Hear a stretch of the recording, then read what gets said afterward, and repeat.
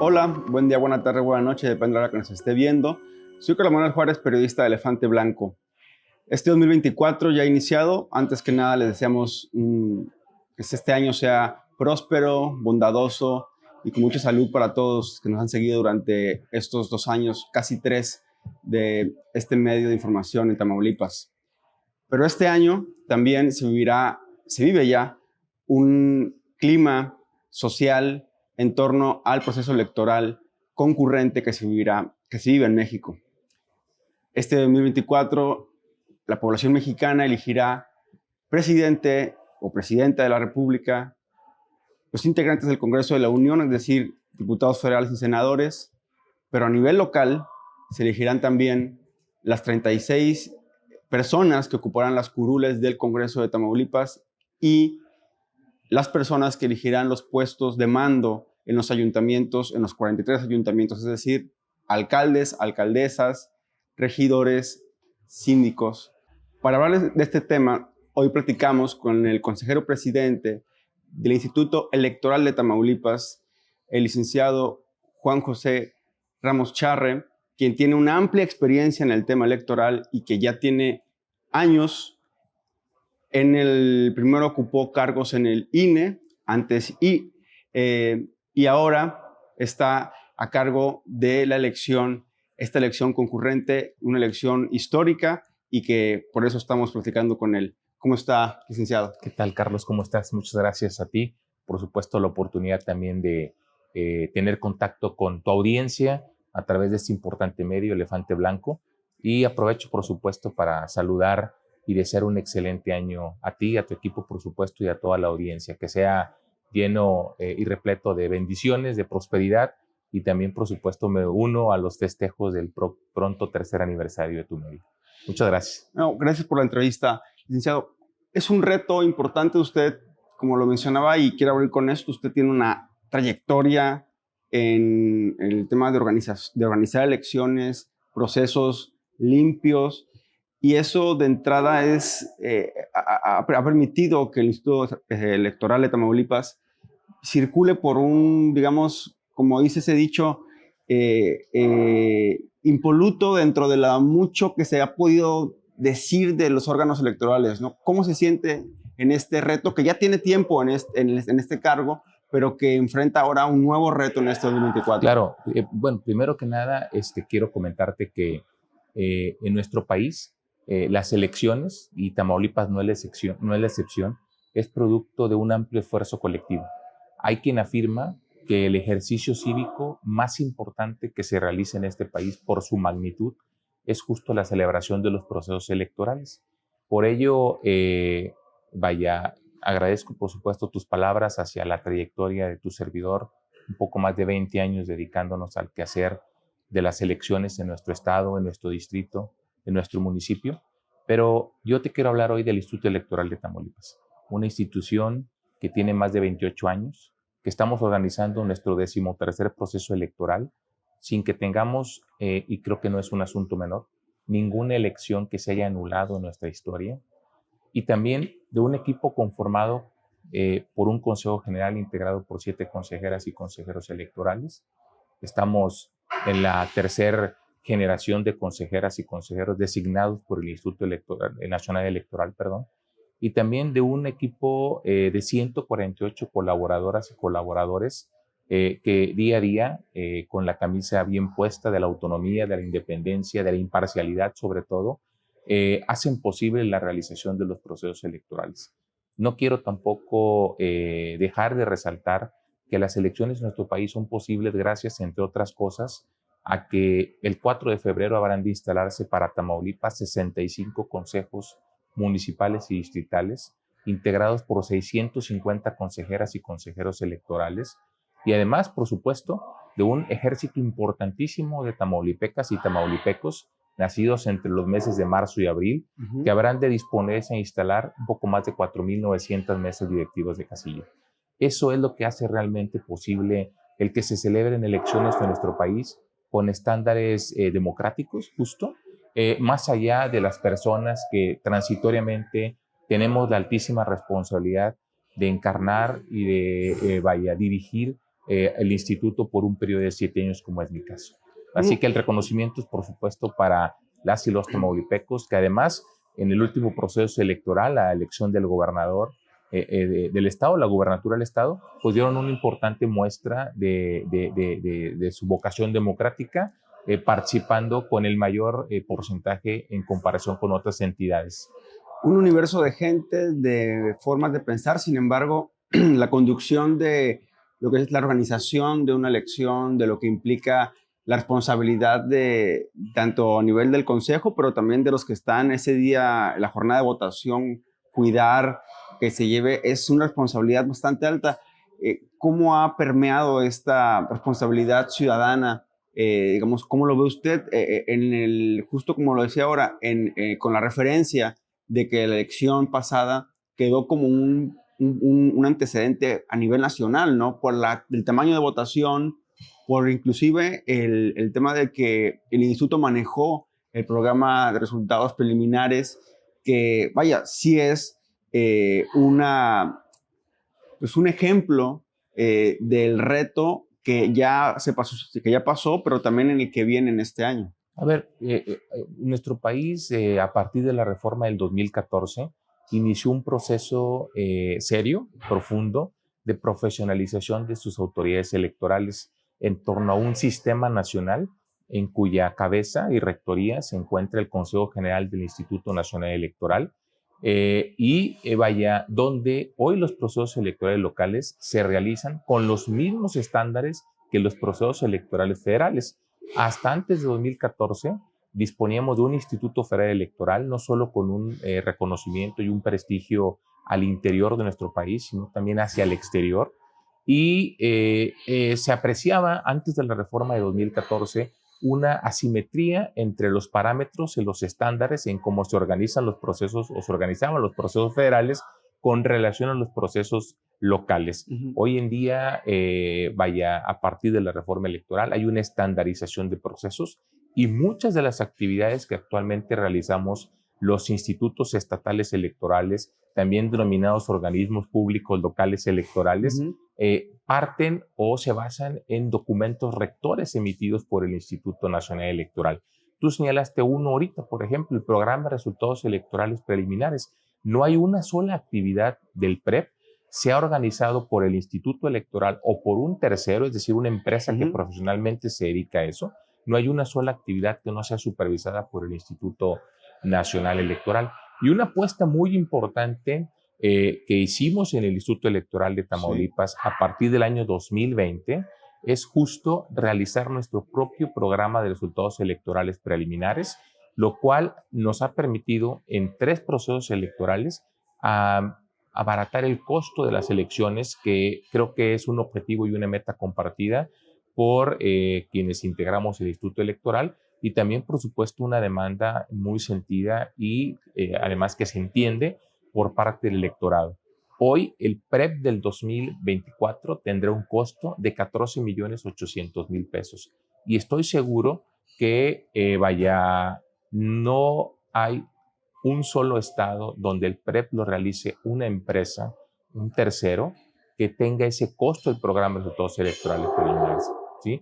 Porque estamos hablando de un volumen aproximado de 10,000 imágenes de actas de escrutinio y cómputo que tendrán que procesarse a partir de las 20 horas del día domingo 2 de junio y a más tardar a las 20 horas del lunes 3 de junio. Es decir, la magnitud del PREP es importante, son prácticamente, insisto, 10,000 actas o imágenes de actas de escrutinio y cómputo, y es un costo, que nos ha permitido inclusive que el PREP del 2024 cueste menos que el PREP del 2019 del propio IETAM, pero realizado por un tercero. En el 2019, el PREP costó cerca de 21 millones de pesos.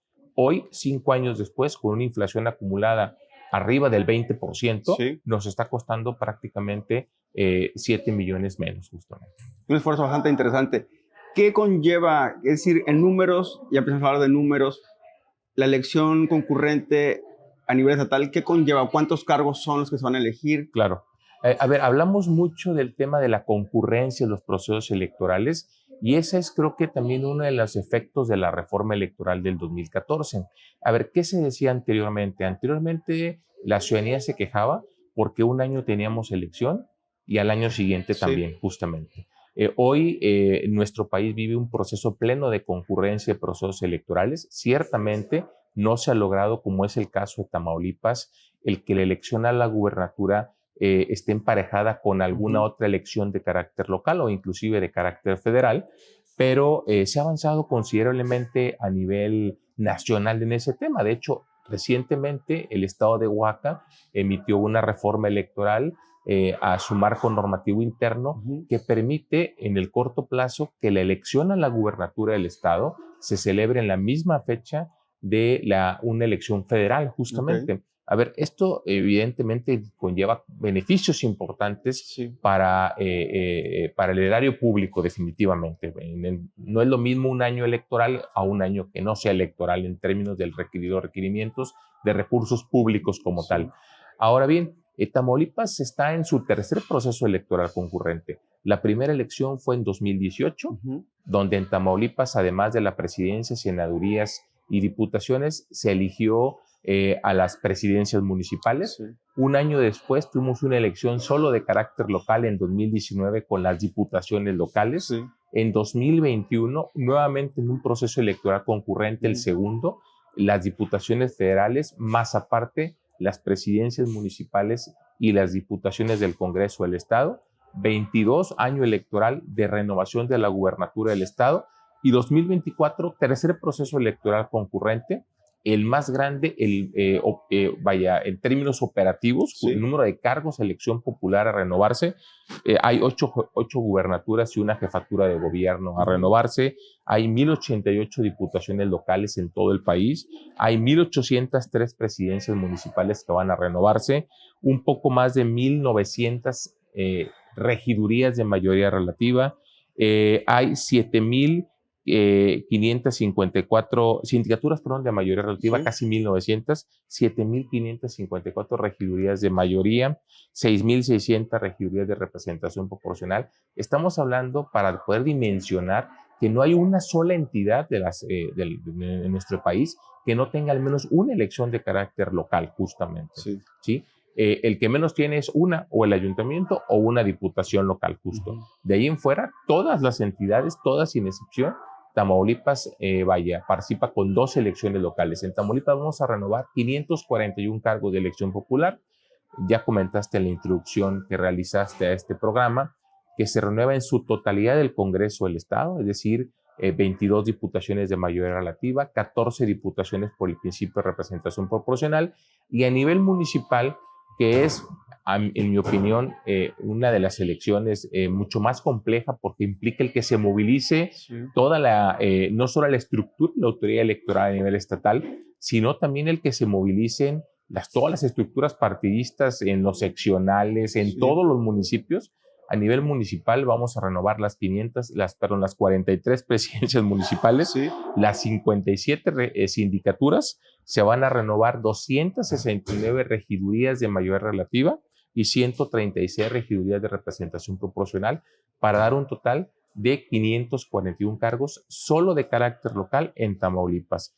¿Qué le tenemos que sumar por la concurrencia? Las elecciones federales. Vamos a sumar la presidencia de la República, vamos a sumar 2 senadurías por el principio de mayoría relativa, una senaduría por el principio de primera minoría, y además 8 diputaciones federales en Tamaulipas, justamente. Entonces, es una elección que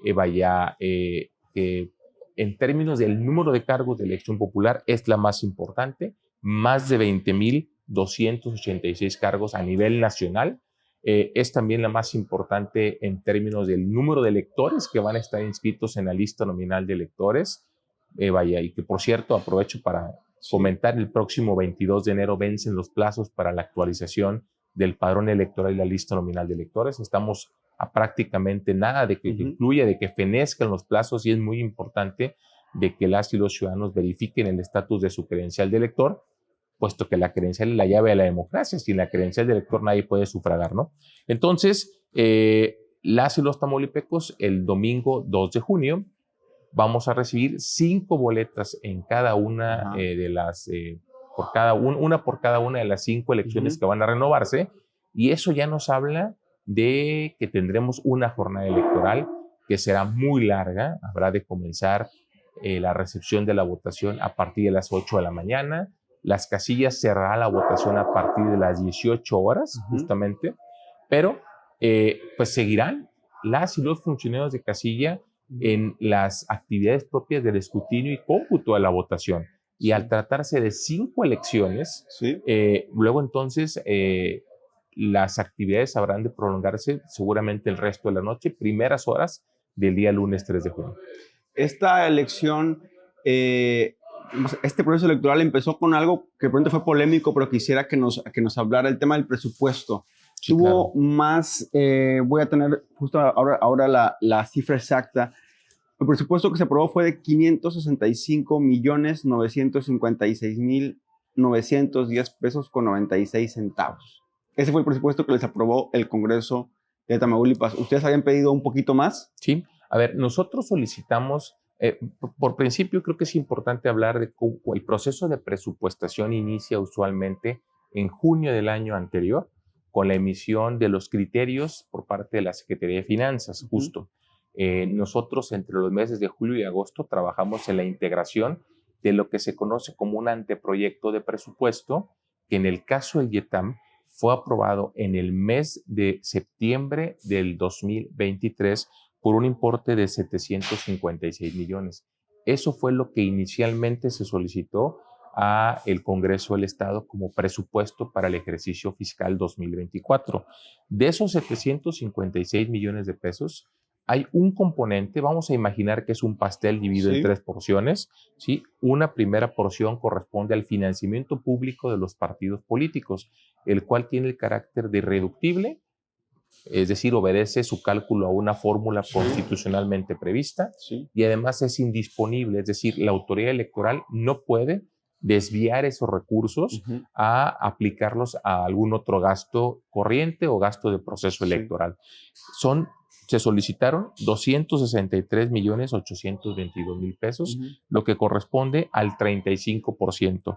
Solicitamos además para proyectos de proceso electoral 295 millones de pesos, un 39%.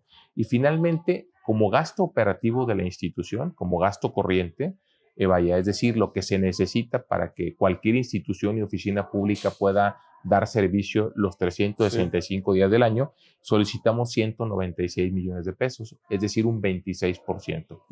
¿Qué representa esto? Representa, Carlos, que de cada peso, 35 centavos están destinados al financiamiento público y 39 centavos al proceso electoral. Y solo nos restan de cada peso 26 centavos para la operación del Instituto Electoral, de manera ordinaria, por así llamarle, ¿no?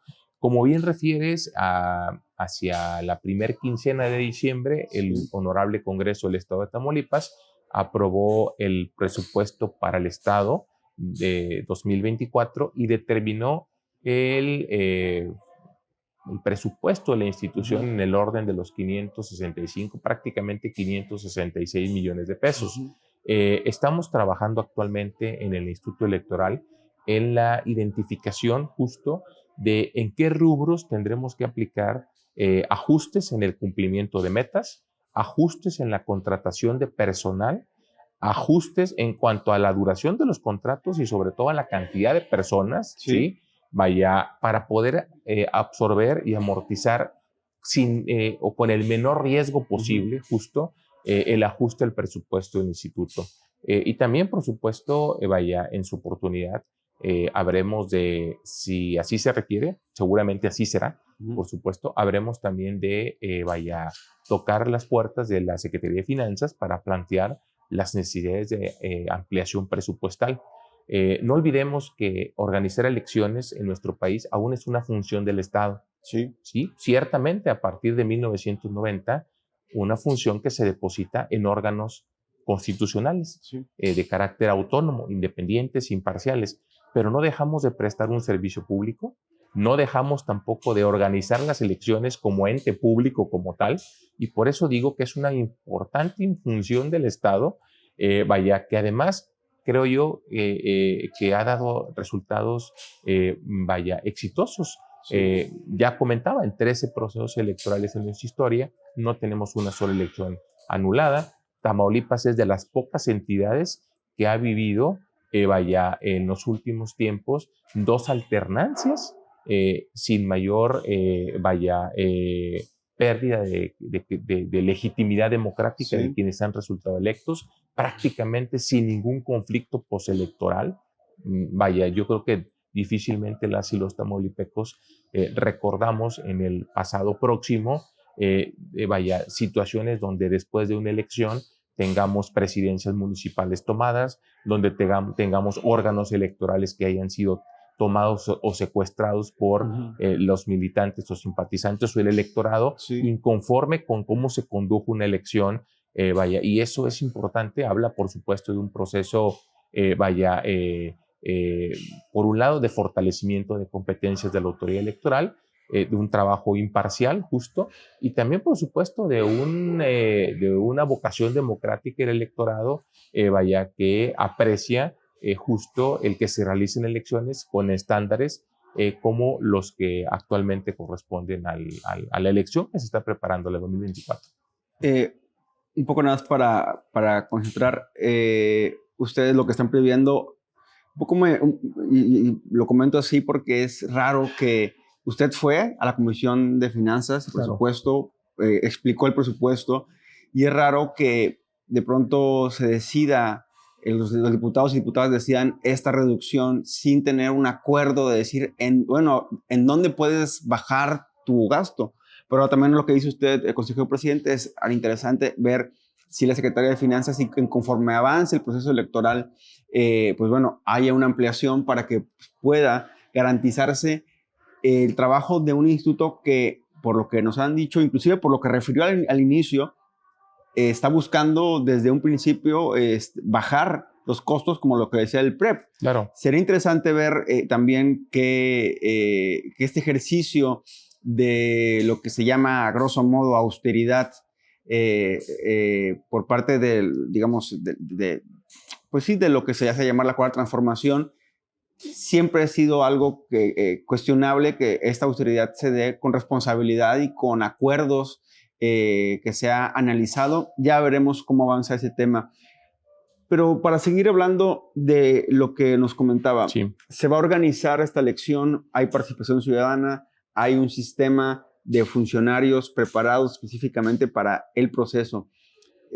¿Cuáles son los plazos que se vienen? Es decir, ya estamos en enero, se hablaba antes de un tiempo de precampañas, un tiempo de campañas. ¿En qué momento estamos de este proceso electoral? Sí, a ver, el proceso electoral arrancó el 10 de septiembre y ahí también inicia la primera etapa del proceso electoral, que es la que en el calendario electoral consume la mayor cantidad de meses, que es la preparación de la jornada electoral.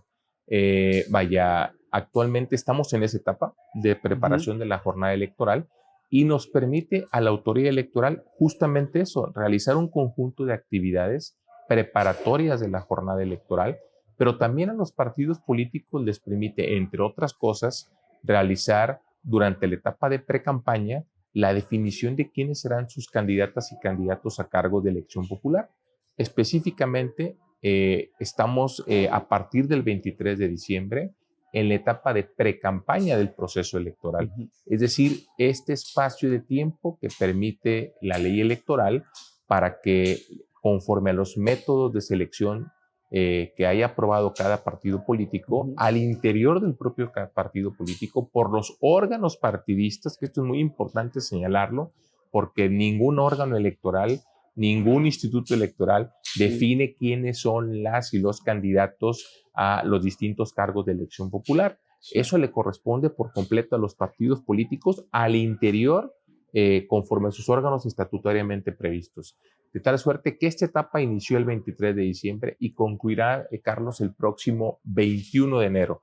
Vence el plazo de precampañas. Ahorita es el momento propicio para que quien tiene la calidad de precandidato o precandidato esté en contacto no con el electorado abiertamente, sino con las militantes, los simpatizantes, las estructuras partidistas con el ánimo de posicionarse ante ellos para poder obtener una candidatura y no un cargo de elección popular propiamente.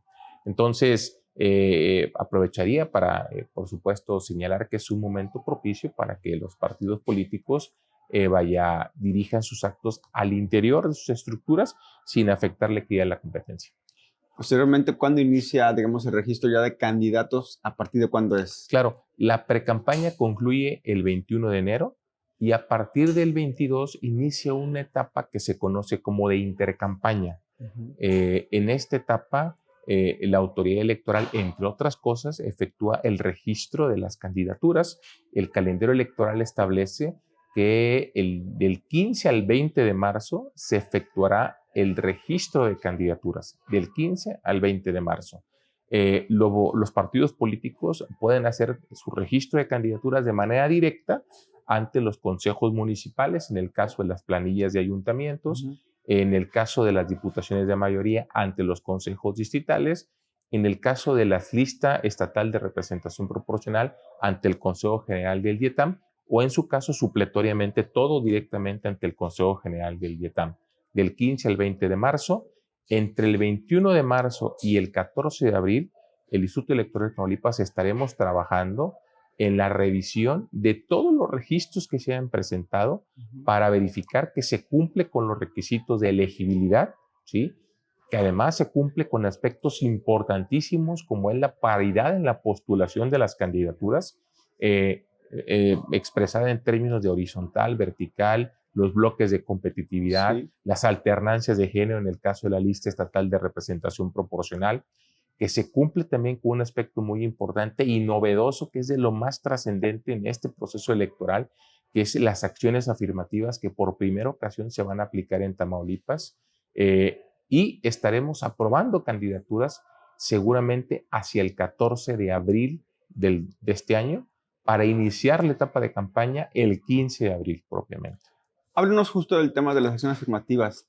¿Qué es lo que los partidos están obligados en este proceso a cumplir? Creo que son las dos cosas que están en el centro de este proceso electoral, tanto las acciones afirmativas como el tema de la paridad. Inclusive la paridad, ya yéndonos un poco más al fondo, que sabemos que al instituto no le toca esto, pero va a haber seguramente, como ya fue en la pasada elección, pues señalamientos, acusaciones con esto que implica que una persona pueda no participar, que es el tema de la violencia política con razones de género, ¿no? Pero háblanos un poco de las acciones afirmativas. ¿Qué es lo que los partidos están obligados a hacer en este caso? Sí, claro, por supuesto. A ver, Tamaulipas, hasta la elección del 2021 local, era una de las pocas entidades en donde no existía una sola acción afirmativa para algún grupo de los que se conocen como en situación de vulnerabilidad. ¿Sí? No existía ni una sola. La elección del 2021 de ayuntamientos y diputaciones locales no generó el acceso, ni la postulación, ni el acceso a cargos de elección popular para ningún representante de los diversos colectivos de grupos en situación de vulnerabilidad. Sí. No obstante, la autoridad electoral inició a través de la emisión de lineamientos, de reglamentos, la confección de un conjunto de cuotas, ¿sí?, de acción afirmativa dirigido para estos grupos en situación de vulnerabilidad. En el instituto, en septiembre del 2021, se emitió una reglamentación muy importante que definía las acciones afirmativas a postularse en el proceso electoral del 2024. Creo que es importante señalar, Carlos, que el tema de paridad no es un tema de acción afirmativa. No. ¿Sí? La paridad ya es un principio constitucional, ¿sí? Y eso lo podemos manejar por separado. Las acciones afirmativas que emitió el Instituto Electoral de Tamaulipas para el proceso electoral del 2024, en el caso de las diputaciones, están dirigidas a personas con discapacidad, a personas de la diversidad sexual, a personas jóvenes y también a personas migrantes. Y en el caso de los ayuntamientos, a personas de discapacidad o de la diversidad sexual, o bien a personas jóvenes o a personas adultas.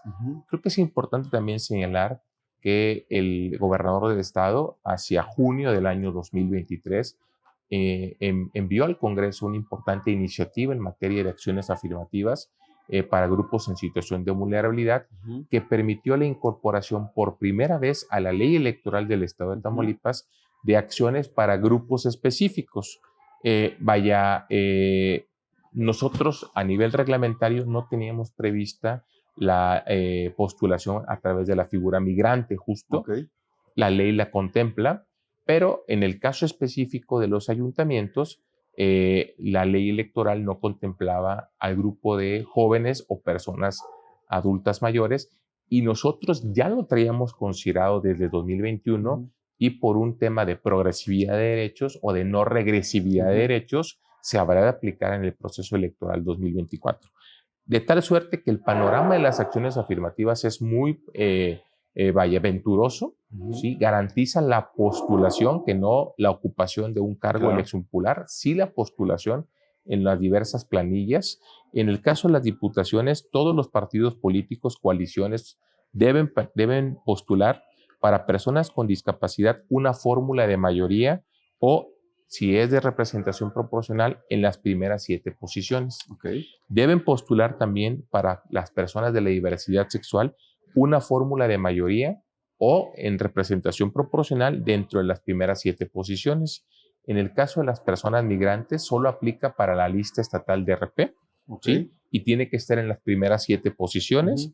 Y en el caso de las personas jóvenes, deben postular a una fórmula en mayoría o representación en las primeras 8 posiciones de la lista estatal como tal. En el caso de los ayuntamientos, todos los partidos políticos y coaliciones deben postular una persona con discapacidad o de la diversidad sexual en la planilla, una en cualquier posición, puede ser la presidencia, puede ser la sindicatura, puede ser cualquiera de las regidurías, y en el caso de las personas jóvenes o adultas mayores, una persona también en la planilla, justamente.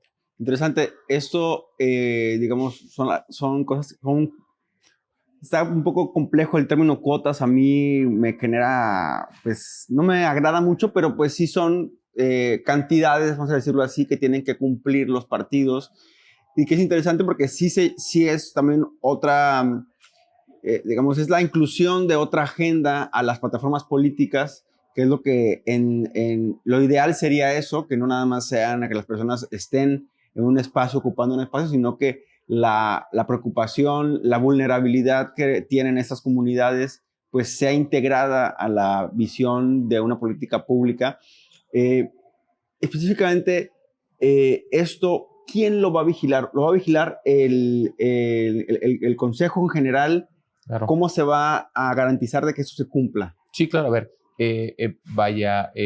definitivamente nos corresponde en el Consejo General del Instituto Electoral de Tamaulipas velar porque todos los partidos políticos, en excepción, cumplan con estas acciones afirmativas en la postulación de sus candidaturas, ¿sí? Es importante revisar, de qué elementos va a disponer la autoridad electoral para garantizar el cumplimiento efectivo en la postulación, ¿sí? Por ejemplo, en el caso de las personas con discapacidad, ¿sí? Se exige un certificado médico de una discapacidad física o sensorial de carácter permanente, eso es muy importante, y además una carta bajo protesta de decir verdad. En el caso de las personas de la diversidad sexual, la línea argumentativa que se maneja a nivel jurisdiccional, tanto federal como local, es privilegiar el principio de la autoadscripción simple. ¿Sí? Es decir, que la persona simple y sencillamente exprese y se asuma en su identidad o expresión de género la que le corresponda, sin que se exija medio de convicción alguna, justo. ¿Sí? Entonces, en cuotas de diversidad sexual, aplica el principio de autoadscripción simple, ¿sí? En el caso de las personas migrantes, se exige una residencia binacional de 6 meses anteriores al día de la elección. Es decir, tiene que acreditar que reside tanto en cualquier país del mundo como en territorio tamaulipeco, acreditando para el caso de Tamaulipas a través de una propiedad como tal, justo. En el caso de los jóvenes, yo creo que es la que, y las personas adultas mayores es la que menos complejidad tiene su acreditamiento. Caso jóvenes entre 18 y 29 años de edad, caso adultos mayores las personas mayores de 60 años como tal. Sí, va a ser interesante. Este tema es muy interesante. Yo creo que igual lo dejamos en el tintero para una próxima reforma. Quedaría también dentro de estas acciones normativas lo que en el Congreso de la Unión ya se ha aplicado, que es la población indígena, que es todo un tema de debate que tal vez en un futuro lo hablaremos, porque sí hay población indígena en Tamaulipas, Sí. pero es población indígena migrante comúnmente, que viene de Veracruz, de otros estados, y sobre todo se establece en la frontera o en municipios con más población. En el tema de paridad, ¿qué es en términos así muy simples, qué es lo que está obligado a los partidos políticos? ¿Cuántas mujeres, cuántos hombres en el caso de las 36 diputaciones y en el caso de los 43 ayuntamientos? Yo creo que este tema de la paridad es el que menor complejidad ofrece, ¿sí? Porque además Tamaulipas, al menos desde 2019, tiene un Congreso que ha sido paritario. ¿Sí? En ese aspecto, creo que no hay un saldo negativo. ¿Sí? La legislatura 64, la legislatura actual 65, son paritarias en términos de sus integrantes, 50% hombres, 50% mujeres. ¿Sí? Creo que ahí hay mucha experiencia ya acumulada por parte de los partidos políticos de las reglas específicas que deben cumplir justo para garantizar no solo en la postulación, sino también en la integración, porque esa es una diferencia muy importante en el caso del Congreso. En el caso del Congreso del Estado, el Instituto Electoral de Tamaulipas realiza en la asignación de diputaciones por el principio de representación proporcional, realiza ajustes en razón de género para garantizar la integración paritaria del Congreso. No se puede hacer ajustes en razón de los triunfos de mayoría, porque así fueron electas por las y los ciudadanos. Es decir, vamos pensando que en el caso de Tamaulipas, en 18 distritos resultan electos de mayoría hombres, por ejemplo, ¿sí? Y solo en 4 mujeres. Eso significa que todas las posiciones de RP tendrían que asignarse a mujeres, justo para lograr que sea paritaria la integración como tal. Los ajustes se realizan en representación proporcional en el caso de las diputaciones locales. En el caso de los ayuntamientos, existen los bloques de competitividad y estos aplican o están determinados por la autoridad electoral específicamente para cada uno de los partidos políticos, porque el bloque de competitividad no significa qué tan grande o qué tan pequeño es el municipio o el electorado de un municipio, sino qué tan competitivo ha sido un partido político en ese espacio geográfico como tal, ¿sí? Entonces, los partidos políticos conocen desde prácticamente julio-agosto del año 2023 las reglas aplicables, conocen sus bloques de competitividad y saben dónde tienen que postular, en este caso, paritariamente, para que las mujeres participen también al interior de los partidos políticos, siendo postuladas en municipios que son competitivos como tal. ¿Qué es lo que se busca evitar? Se busca evitar, por un lado, el que las mujeres sí sean postuladas, pero en municipios o en distritos donde siempre pierde el partido político, justamente. ¿Sí? Y no que sea una suerte de destino manifiesto el que vaya a perder nuevamente. A ver, pero hay un análisis histórico, ¿sí? Y ahí está acreditado con los porcentajes de participación que competitivamente ese partido político no ha sido rentable en ese espacio como tal, ¿sí? ¿Qué se garantiza también? Que en todas las fórmulas que sean encabezadas por una mujer sean homogéneas, es decir, su suplente sea también una mujer, para evitar el fenómeno de las Juanitas, justamente. Claro. Es decir, una mujer propietaria, un suplente hombre, y cuando se accede al cargo, renuncia a la mujer y sube el hombre como tal, ¿sí? Entonces, en Tamaulipas, todas las fórmulas que sean encabezadas por una mujer, sí o sí, tiene que llevar como pareja o compañero de fórmula a una mujer como tal. Caso distinto, en el caso de los hombres que encabecen planillas, pueden llevar a una mujer como suplente sin ningún problema como tal. En el caso de las diputaciones, por el principio de representación proporcional, aplicamos la alternancia de género. ¿Qué significa esto? Significa que si en la elección del 2021 la lista estatal la encabezó un hombre, en el 2024 la tendrá que encabezar una mujer en la lista estatal como tal. Eso va a ser muy interesante y esto conlleva también, pienso, pues la renovación tal vez, así pensarlo, de los personajes que están en actividad política, y eso es un reto pues tanto para los partidos como también la sociedad que se acerque a esos institutos políticos que son los que pues participan, digamos, legalmente. Ya enfilándonos al final de la entrevista, ¿qué ha pasado con los independientes, licenciado? Hace 6 años era el boom de los independientes y esto ha venido con una dinámica cambiante, inclusive donde hoy ya no vemos a esos registros de intención en los municipios grandes, sino que se concentran en otros municipios. En este momento, ¿cuántos registros hubo de intención y cuántos están llegando a este momento del proceso electoral? Se presentaron entre la emisión de la convocatoria y el 1 de diciembre del 2023, 19 manifestaciones de intención. De esas 19, el Instituto Electoral de Tamaulipas, a más tardar el 15 de diciembre, aprobamos 18 como procedentes, 15 que corresponden a ayuntamientos y 3 a diputaciones locales. Y estas personas iniciaron el proceso de captación de apoyo ciudadano el 23 de diciembre y concluirá el próximo 21 de enero. Cierto, vaya, el tema de si revisamos cómo ha sido el comportamiento de las manifestaciones de intención presentadas, pues vamos a advertir justo eso, que proceso tras proceso ha disminuido el número de manifestaciones de intención. Por ejemplo, en la elección del 2016, en Tamaulipas, la elección local, allá donde renovamos la gubernatura también, se recibieron 40 manifestaciones para presidencias municipales, 21 para diputaciones y una para la gubernatura. Fueron en ese proceso electoral 62 manifestaciones de intención recibidas. En la elección inmediata anterior, la del 2021, se recibieron 22 manifestaciones para ayuntamientos y 8 para diputaciones locales, 30, prácticamente un 50%. Hoy estamos en el nivel más bajo de manifestaciones de intención recibidas de 2016 a la fecha. Y entonces, en este momento, al 21 de enero, van ¿cuántas personas a presentar firmas?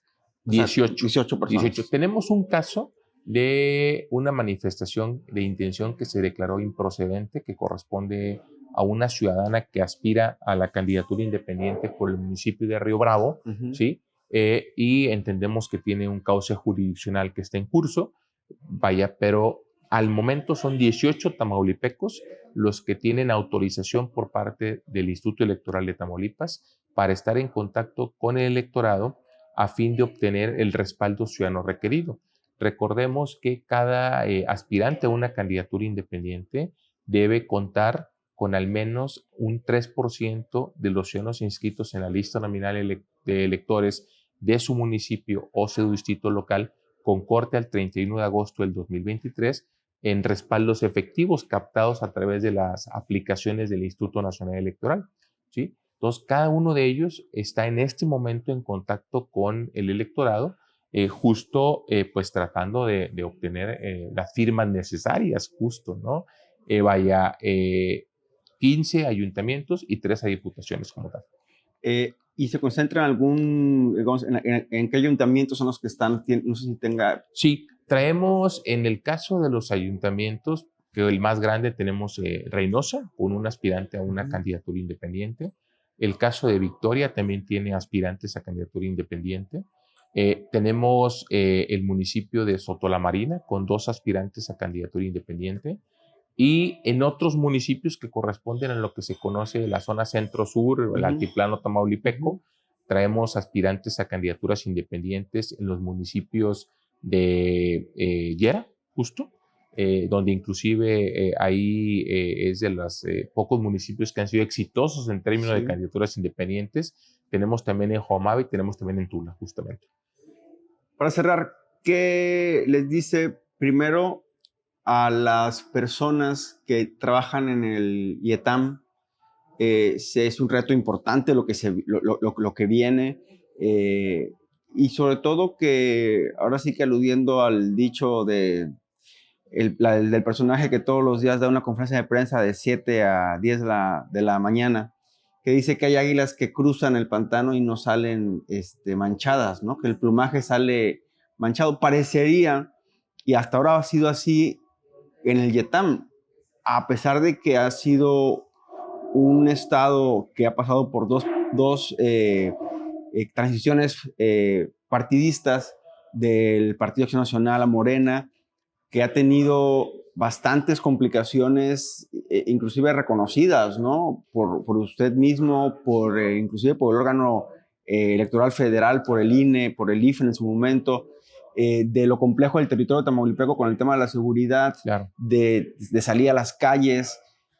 Pues el IETAM, digamos, se ha mantenido fuerte para validar lo que la gente elige en el momento. ¿Qué mensaje les da a sus compañeras y compañeras del instituto? Por supuesto, bueno, primero que una vez más estamos frente al proceso electoral pues más importante de la historia de nuestro país, que siguen siendo los principios rectores de la función electoral los que guían diariamente nuestra actuación, que por supuesto entendemos perfectamente el contexto en el que se desarrollan los procesos electorales, no solo en nuestro país, sino también en el territorio tamaulipeco, que en distintas regiones de nuestro estado existen fenómenos que imponen retos importantes, no solo para las y los ciudadanos puedan participar libremente en política y en elecciones, sino también para la propia autoridad electoral, que en esta elección de carácter concurrente estaremos trabajando de la mano, hombro con hombro, codo a codo, con la Junta Local Ejecutiva del INE en Tamaulipas y sus 8 juntas distales ejecutivas. Creo que esa parte es bien importante señalarlo, Carlos. Al ser esto una elección concurrente, hay una concurrencia de atribuciones, una concurrencia de actividades y donde vamos así literalmente hombro con el Instituto Nacional Electoral, que tiene una estructura sí de carácter permanente y además robustecida con miembros del Servicio Operacional Electoral Nacional que trabajan incansablemente todos los días del año. Entonces, creo que esos son los pilares, por supuesto, que ya habremos de hacer un llamado en su oportunidad para que el electorado participe activamente, para que se adueñe del proceso electoral. Tuvimos recientemente la designación de quienes integran los consejos municipales y distritales. Estamos muy satisfechos con el proceso de designación que incluyó el escuchar a las fuerzas políticas justo, y hoy tenemos un acuerdo que no está controvertido por las fuerzas políticas y eso creo que de entrada otorga credibilidad, otorga legitimidad al actuar de esos órganos, al menos de inicio. Sabemos que no son cheques en blanco, sabemos que tenemos que diariamente ser respetuosos de la norma, ser los primeros que garanticemos el cumplimiento de la ley, por supuesto, y eso nos va generando confianza al interior del electorado y, por supuesto, confianza con los propios actores políticos.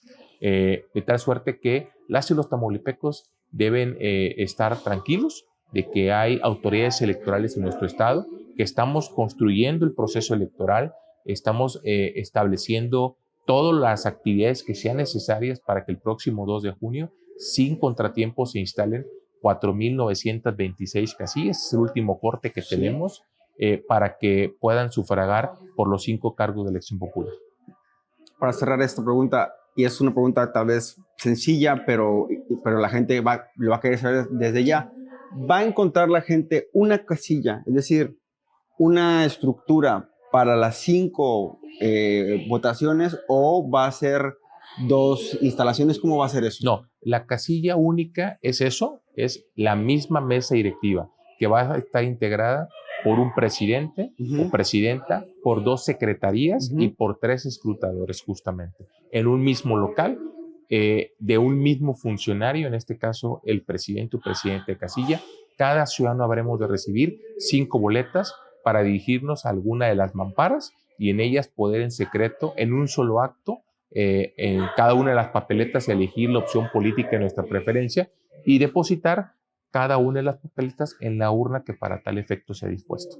Pues se dice fácil, pero ya escuchamos todo el trabajo que conlleva este proceso electoral. Lo que va a pasar el 2 de junio conlleva más de un año de trabajo y sobre todo Ya ni hablar de las sesiones, pues a veces agotadoras del Consejo, de la revisión de documentos, es decir, es un proceso bastante largo el proceso electoral y sobre todo insistir con la confianza de que hay funcionarios electorales que han llevado un camino de preparación para garantizar que la votación, que lo que las personas ese día decidamos, pues bueno, sea respetado y ya después viene otro proceso que es el acompañamiento y pues la exigencia de que esos pues, proyectos, plataformas políticas pues repercutan en un bien social. Agradecerle mucho, Al contrario, consejero presidente, esta charla y vamos a seguir platicando de aquí en adelante en lo que se intensifican el trabajo de la elección y pues que todo salga bien. Ahora sí que si a ustedes conducen la elección de una manera correcta, eso va pues, a repercutir en paz social. Al final, este tema de la elección de 2024 sí es una situación que pues es coyuntural de aquí a los 6 años que vienen, desde el cargo de la presidencia de la República hasta el más pequeño como es una regiduría, una sindicatura, es algo que importa y pues le deseamos lo mejor a todo el personal del IETAM. Y a ustedes recuerden que hemos ya iniciado la campaña como lo hicimos en el año pasado. Recuerden que ustedes y todos elegimos a quién nos va a gobernar a nivel federal y a nivel estatal y municipal. Y por eso el llamado al voto consciente, a reflexionar sobre qué es lo que nos van a prometer y qué es lo que necesitamos como sociedad. Y para esto, recuerde visitar www.elefanteblanco.mx, donde vamos a ofrecerle ampliamente pues, todas las posturas, una cobertura amplia de este proceso electoral y también pues, para conversar con la audiencia sobre qué es lo que está observando de las elecciones. Muchas gracias por acompañarnos hasta aquí y nos vemos hasta la próxima.